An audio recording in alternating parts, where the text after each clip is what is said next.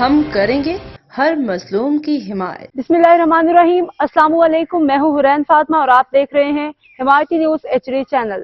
نظر ڈالتے ہیں آج کی اہم خبروں پر۔ سرفراز سلیم کی رپورٹ۔ لاڑکانہ پیٹ شیر روڈ پہ ٹوٹے ہوئے نالے کے کھلے گٹر میں سلمان جتوئی کی قیمتی بھینس گر گئی، جس کی مالیت 5 لاکھ روپے بتائی جا رہی ہے۔ اس واقعے نے شہر کے بنیادی سہولیات کی ناقص حالت کو بے نقاب کر دیا ہے۔